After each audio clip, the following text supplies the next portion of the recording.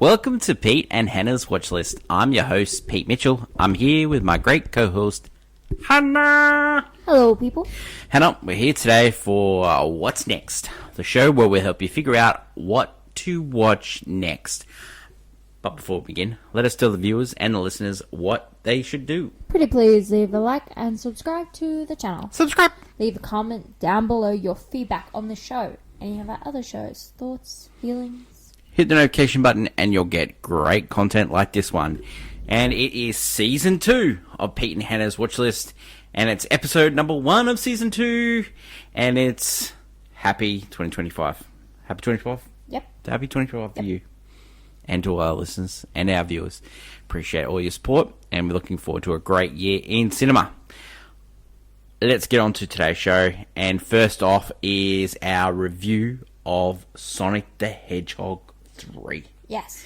Hannah, Yes. Did you enjoy the last 2 Sonic movies? Yes. In a sense that I love this character and this franchise for a long time. And so, yeah, these films have been acceptable. Well, Hannah, the elevator pitch for Sonic 3 is he's back. And this time he has met his match with Shadow. The same writers did it as previous. Pat Casey, Josh Miller, John Whittington. John Whittington actually did Batman Lego, and Pat Casey and Josh Miller, they did Violent Night as well as these movies as well. Love it. Director Jeff Flower, he returns, and he directed the first 3. Stars Jim Carrey as Dr. Robotnik, James Marsden as Tom, Tika Sumpton as Maddie. You got Ben Schwartz as the voice of Sonic, Idris Elba as Knuckles, Colleen O'Shaughnessy for Tails, and she does like the video games as well. Yeah. And how do you say this guy? Say that guy's name? Keanu Reeves. He plays Shadow. Reasons to this. Look, as a boy that grew up in the 90s, there's only one reason to see this movie. Oh. Jim Carrey. Of course. I love that guy. You know, this movie gives off a lot of Lie vibes. Just the complete absurdity of a lot of things. Yeah, and just the way he the humor he was using. the claw, you know. Yes, Jim Carrey really is cooking with fire in this one, particularly. Yeah. I think he's on his best performance out of the 3. He is truly probably the funniest part of this movie. Yeah, well, he's asked to do a lot because he plays 2 characters. He plays Dr. Robotnik and he plays his grandfather. Yes. Love that from him. It's true. It's just the range of the guy. It's just the range. But I like to... All the other actors are great. I think Keanu Reeves as Shadow is a really great pick because Shadow's character is... Oh, it's John Wick. Yeah, it's John Wick. It's always been like that. He has a depressing past and...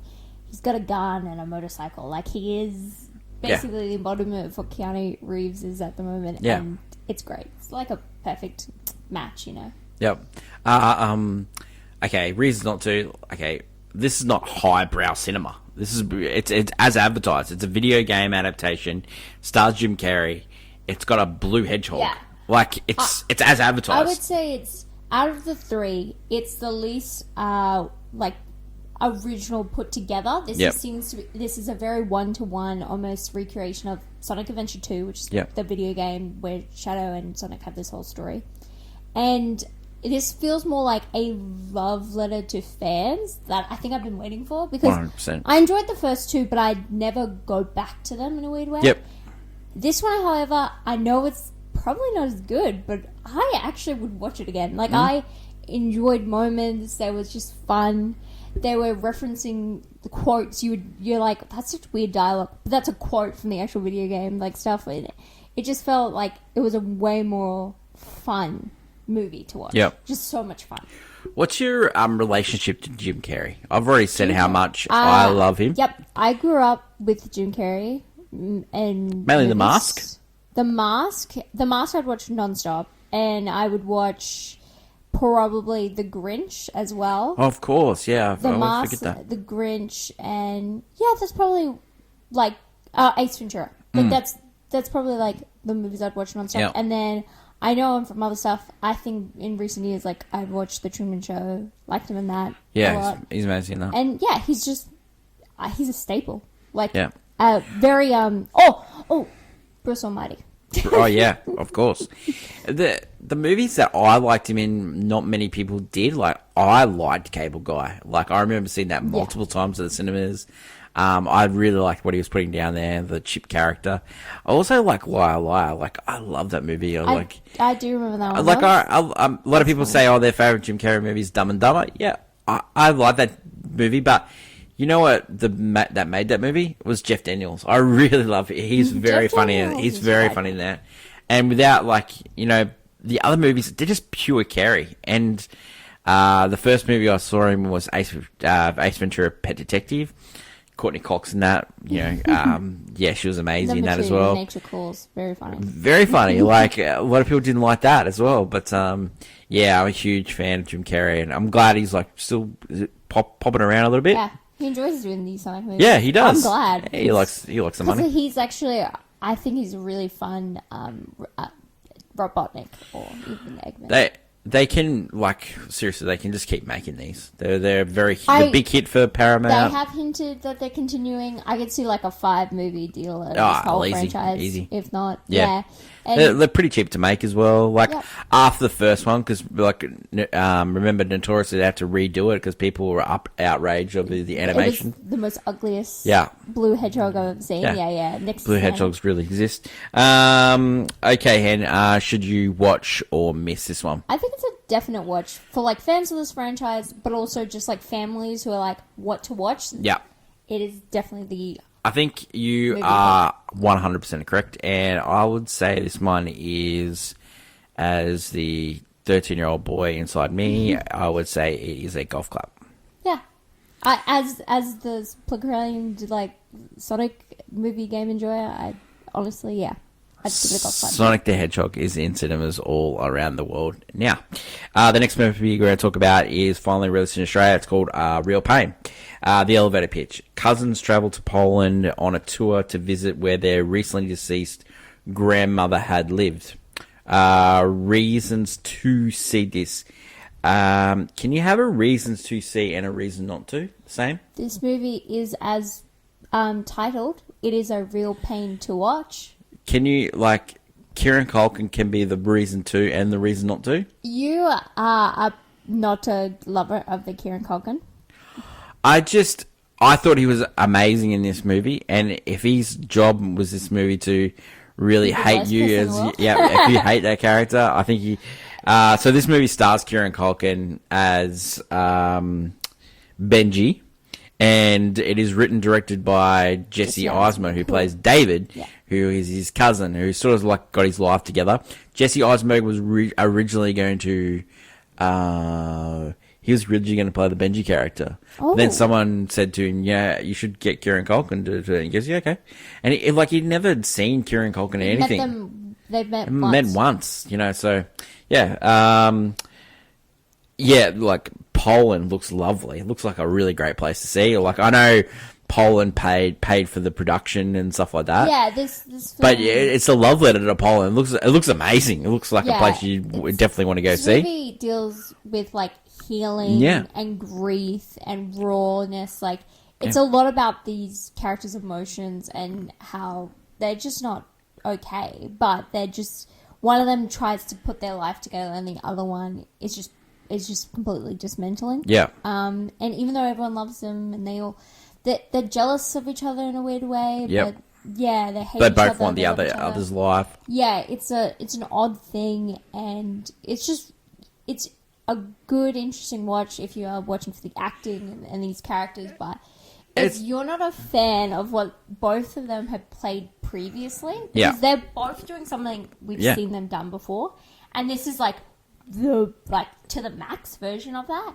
So if you don't like these two actors, then you're not going to like this. Well, I think it hinges on these two because they play what they usually do. Well, the TV show that you've seen Carrey Culkin in, Succession, playing a very similar character here. Mm-hmm.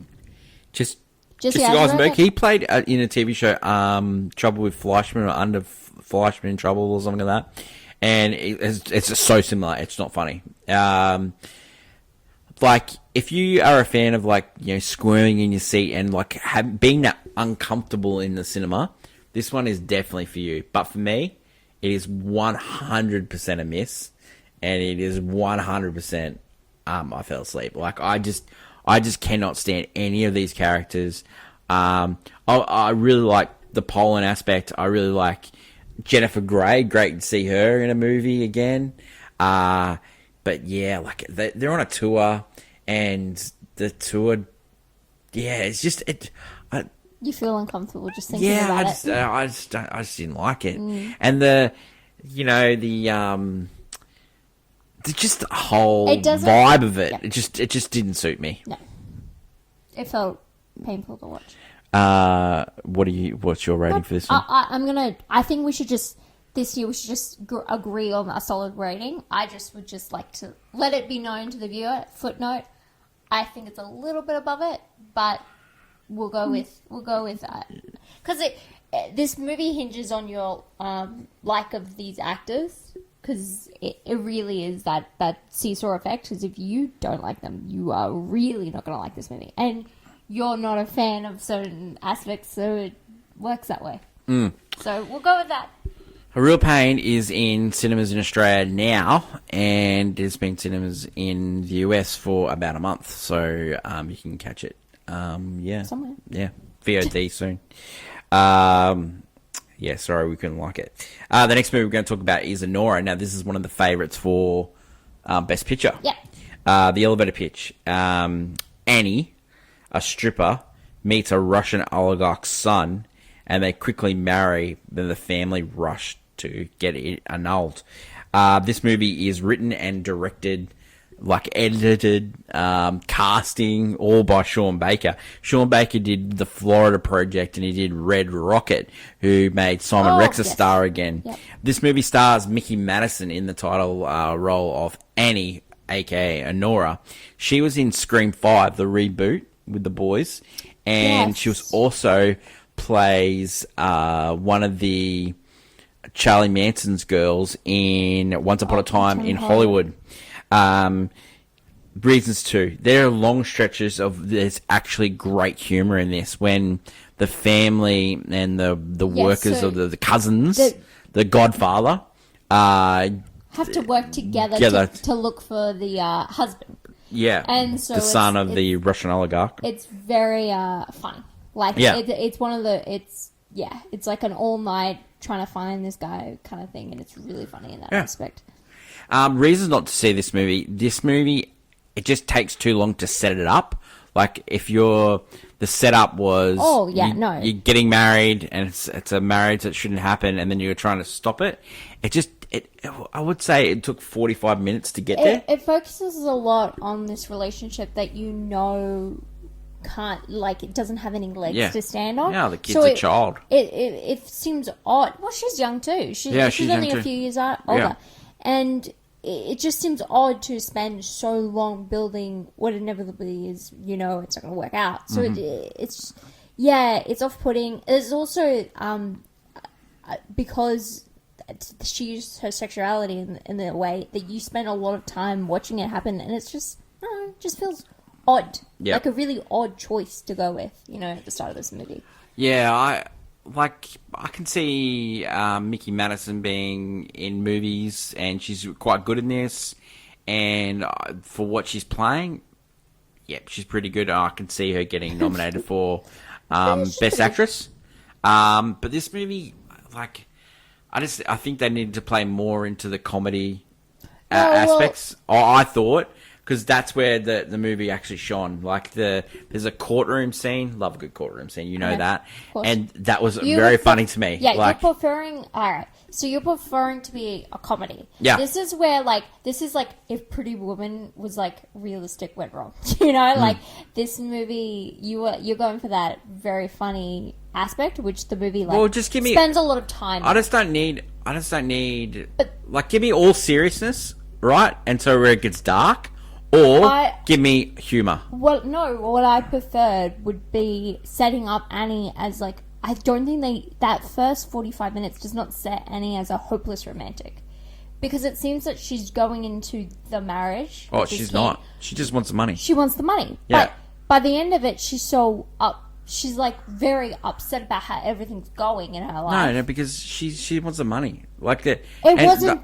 No, it was the whole thing. There was a money. whole no, because she No. she felt no, because there was something a girl says to her club that only lasts 2 weeks, and she wanted to prove them wrong. She wanted to prove people wrong, and I think that's a shtick with her. And Yeah. I feel like the first 45 minutes does not really showcase Annie enough as a person to then when she's gone through all this stuff in this night and everything, that when she's breaking down at one point in this movie, won't spoil why, but you understand it, but it doesn't make sense because we haven't built up to what this moment is. And you're saying the movie works best when it was a comedy. That's because they never built Annie strong enough for the end bit to really matter. Yep, that's why the movie didn't work for me. Pick a road, or develop her a bit more. Road. Yeah, develop her a bit more. The movie is called Anora because it's Annie. Yep. And I feel like they just falter by the end of it. Yep. Because it's supposed to be her story, and I just think, yeah.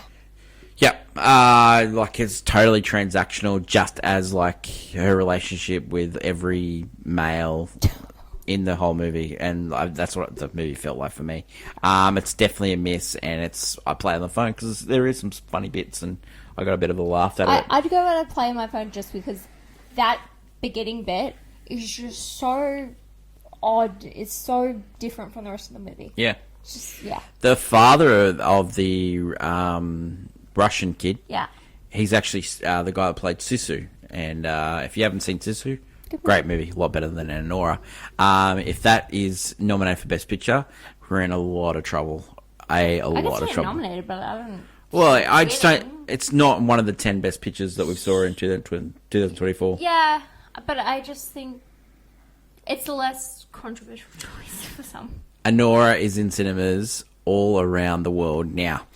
Let's talk about a really good movie. Yeah, now, the surprise of this should be a top 10 movie. Okay, it's Better Man. Better Man is the story of Robbie Williams, who's a pop star that was very popular in Australia and UK and Europe and Asia. Yeah. He is one-time ball band, one-time singer, but his life is played by an actual chimpanzee in the movie. Well, CGI monkey. CGI monkey. Okay, now, this movie... Yeah. Directed by Michael Gracie, who did The Great Showman. And he writes with his partners, the Simon Gleeson and Oliver Cole, and they worked on many Australian shows, including The Secret Life of Us and all those sort of like Australian indie shows. Yep. So they wrote this movie as well. We've got great actors in here, like Steve Penderman, who played, he was in The Hitchhiker's Guide to the Galaxy, Inside 9.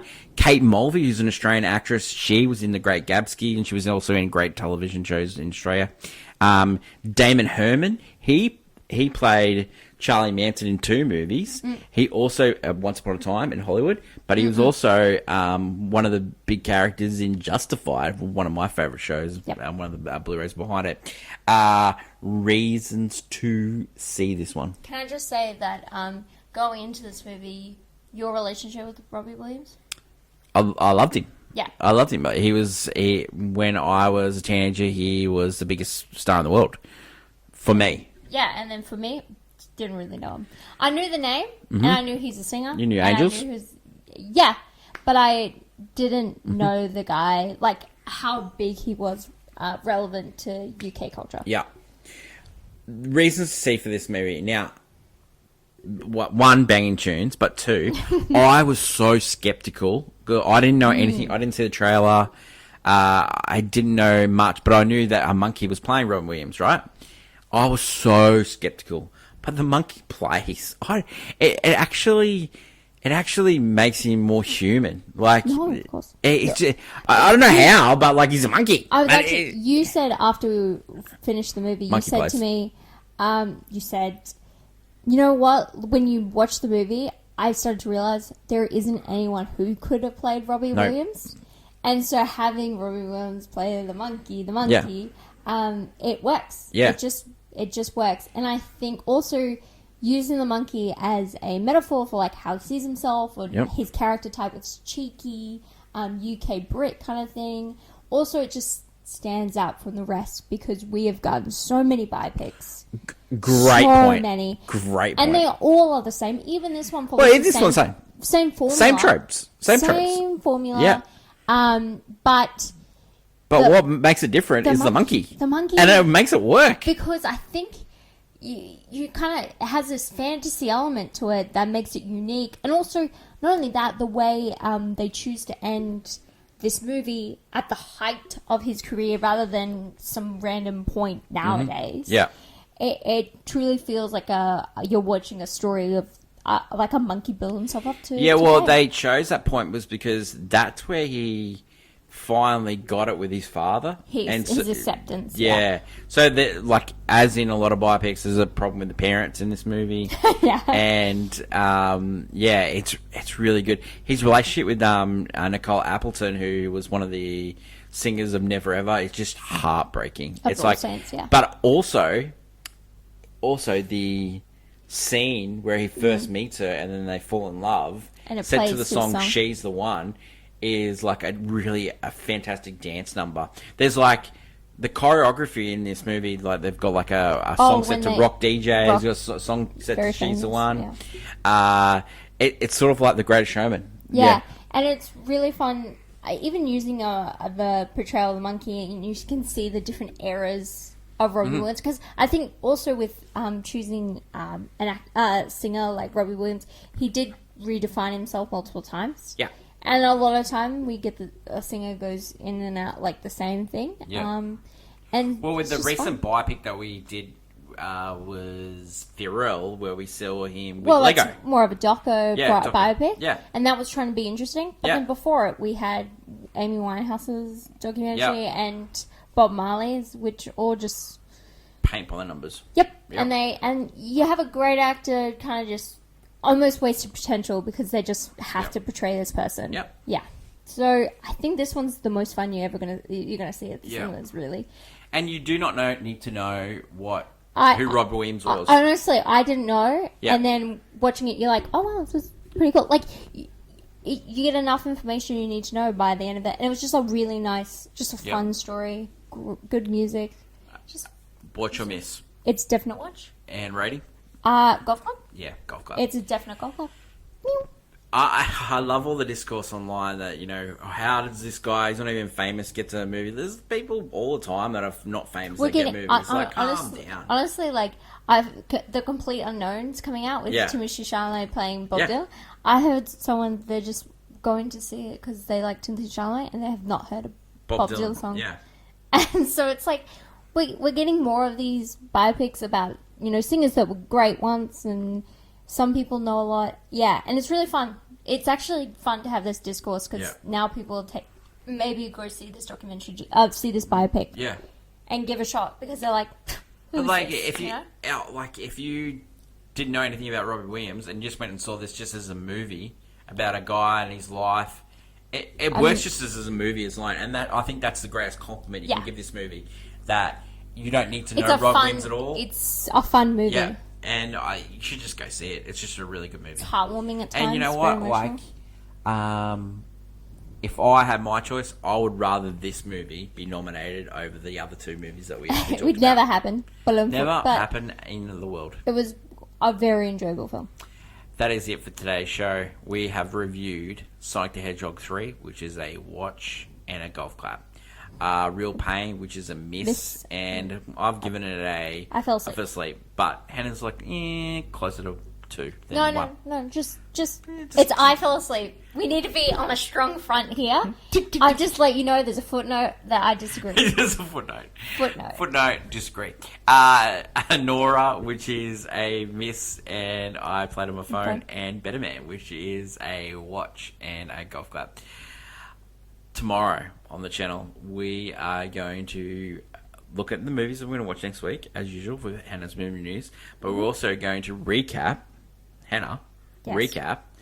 our draft from last year for the movies. Box office draft. Yes. And we're also going to have a look at our movies. And we're going to sort of our Sort I of would like our like- New Year's resolutions when it Yeah. comes to what movies we're I looking would forward like to seeing. I don't think we should have our picks yet, just because I think we should wait till the end of this month because there's still a lot of what movies are actually coming out. I'm really Well, we worried. won't draft, but we'll talk about what movies are coming out Yeah, next because year. I'm We really won't draft them. like it's one of down, those. bruv. You know, We didn't have a lot of movies like some of the Oh, movies yeah, that we didn't watch wait. last year. no, it was a lot. No, there's some movies that we didn't watch. There was Mickey 17 didn't come out, Yeah, and Ballerina. That's what I'm talking about. I don't want to have another Mickey 17 kind of thing happen. Well, you can't control, the uncontrols, which is Hollywood. That is it for today's show. Thank you to my lovely co-host Hannah. Happy New Year to everyone, and looking forward to this season 2 of Pete and Hannah's Watch List. Until we meet again, long live cinema, and it's bye for now. Bye.